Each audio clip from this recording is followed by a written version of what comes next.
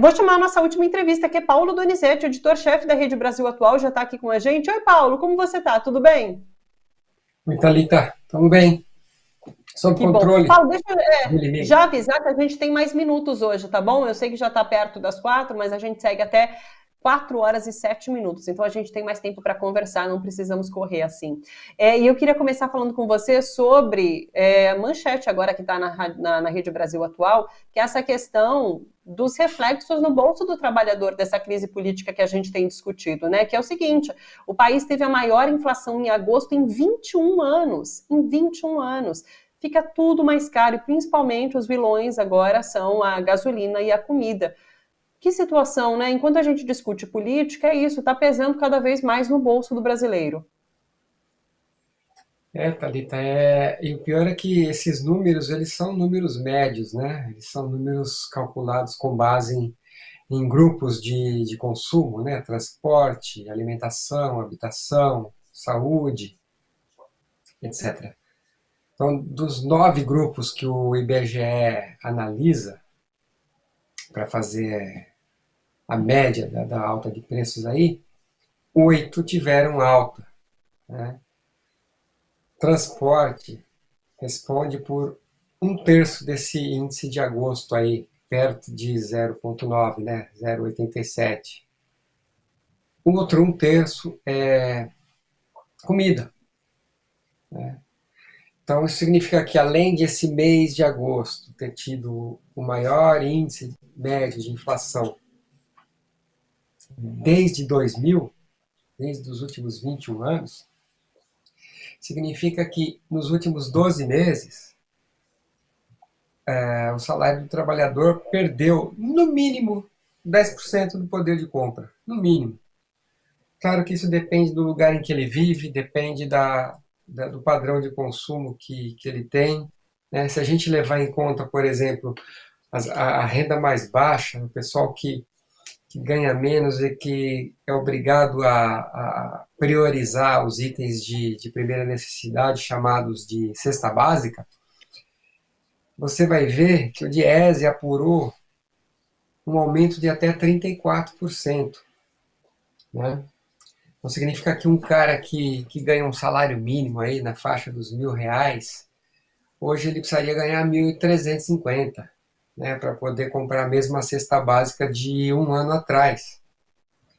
Então é isso que está fazendo do cenário brasileiro um cenário triste, além da falta de democracia, da falta de esperança e da falta de justiça, né? O que está acontecendo com isso é que ainda Tive uma travada do Paulo. pessoas estão começando a cortar, né? Itens básicos, né? Eu já tenho ouvido gente próxima falar, pô, faz tempo que eu não compro uma picanha, faz tempo que eu não compro uma carninha, né? Porque o custo de vida subiu e não há perspectiva de melhoria de renda, né? Há um tempo atrás, quando nós tínhamos as instituições hoje elas são reconhecidas, assim como o legislativo, o executivo e o judiciário. Mas eu incluo entre as instituições democráticas da sociedade as formas de representação da sociedade, né? Os institutos de defesa do consumidor, os sindicatos, os movimentos populares, são coletivos que falam por muita gente, né?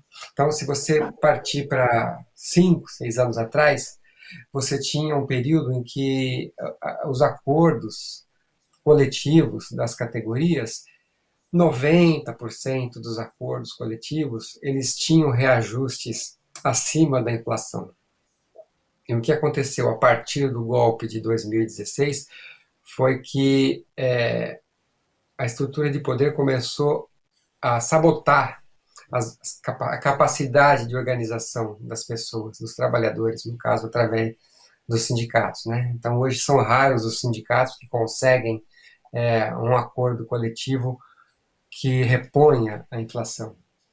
E isso, claro, vai gerar reflexos agora na vida das pessoas, que deixam de consumir, que passam a comer menos, que passam a a ter uma qualidade de vida pior, né? E vai ter reflexo também na economia, nos números daqui para frente, mas daqui a alguns meses, porque a economia não vai crescer, né? Então, os empregadores, os produtores, as grandes empresas, elas têm como sobreviver, né? Elas sobrevivem na base da gordura que acumula. Os próprios caminhoneiros aí, entre aspas, que estão fazendo manifestações em defesa do golpe, em defesa como é que eles falam? Intervenção militar, eles estão a serviço do agronegócio, né? Estão a serviço do agronegócio, que é um setor que tem uma participação muito grande no PIB nacional e emprega pouca gente, que não produz comida, né? A gente vive uma contradição por falta de uma política agrícola expansiva, né? Em que hoje o agricultor pobre ele produz para o consumidor rico, né? A agroecologia, por ter uma escala pequena, tanto de produção quanto de escoamento, chega lá na ponta um pouco mais cara. E é a classe média que consegue comprar por uma questão de escolha, por uma questão de opção e até por uma opção política, né? Enquanto que a agroindústria rica, concentradora, à base de veneno, produz, né, uma quantidade grande de alimentos mais baratos para a população mais pobre. E isso que precisava de dar uma invertida também, né, no modelo de funcionamento, na estrutura de funcionamento, e que isso não se fará com essas pessoas estando no poder. E é o que acontece hoje, elas estão no poder, né? O agronegócio está ocupando Brasília porque quer apoiar um golpe de Bolsonaro, mas também porque quer acompanhar o julgamento do STF a respeito do marco temporal que compromete, né, a ganância, o negócio de expandir sua produção para terras indígenas, né? Então, hoje nós temos o julgamento do STF, que já foi feito o voto do ministro, já foi lido o voto do ministro Edson Fachin. É possível que o marco temporal tenha o seu julgamento, enfim, concretizado hoje, que a justiça seja feita em favor das terras indígenas.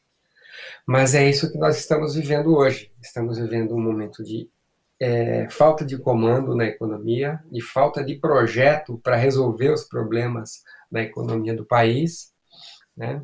E de falta de projeto até, né, para se construir um diálogo para sair da crise política que foi criada por causa da teimosia do governo do Jair Bolsonaro, né? Então ele não tem comando político através do mandatário e também não tem um comando econômico através do ministro da Economia, que acha que a economia vai se regular sozinha a partir dos mercados, desde que o Estado não meta a mão na economia. O que acontece é que é isso, os mercados hoje estão preocupados com o próprio bolso, né, com o próprio umbigo, e o agronegócio, aliás, mesmo fazendo um lockout aí em várias cidades do país, parando as estradas,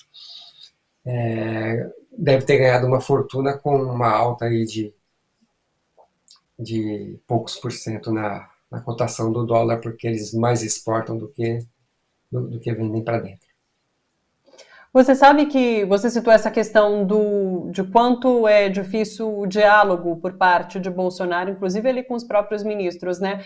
E esse áudio que ele manda para caminhoneiros hoje deixa isso muito evidente. Ele fala assim, olha, o diálogo é difícil, conversar é difícil. Ele expõe essa dificuldade que ele tem enquanto presidente, enquanto governo, de conversar, sendo que política é isso, né, Paulo? Política é você conversar, é você dialogar, é você de fato conseguir fazer diálogos com outras classes, com outros com outros ramos da política, enfim, e ele deixa muito evidente isso nesse áudio que ele manda.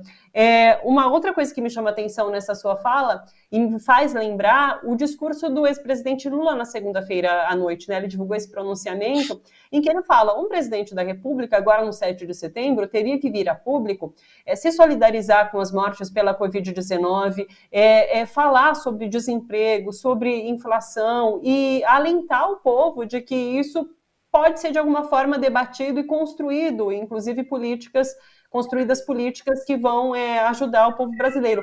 Mas a gente já esperava que Bolsonaro não faria isso, como bem coloca também o ex-presidente Lula nesse discurso, né? Então, o presidente Bolsonaro, ele tem alguns aspectos que fica mais fácil de identificar na personalidade dele. Por que ele não dialoga com outras correntes políticas, com outros setores da sociedade? Porque ele não tem assunto, ele não tem projeto, ele não tem repertório. Então, se ele fosse hoje uma reunião com empresários, com banqueiros, com sindicalistas, com parlamentares, com representantes da sociedade civil, ele não conseguiria falar durante 30 minutos, porque ele não tem 30 minutos de assunto para expor para esses setores todos. Ele não tem repertório. Né? Então, esse é um lado do presidente Bolsonaro. O outro lado é que ele já é um réu confesso. Né? Ele já é um réu confesso. Quando ele fala que o futuro dele é ser derrotado, é ser morto ou ser vitorioso, né? O vitorioso dele só pode ser através do tapetão, do golpe. Né? Então ele vai ser preso ou vai ser morto. Por que ele vai ser morto? Porque ele vai resistir a alguma prisão? Porque ele vai fazer alguma loucura? É possível, porque quando você olha o semblante dele, você realmente imagina ali uma pessoa capaz de cometer alguma loucura. Né? Sabe então, que ele é uma pessoa aquele que discurso...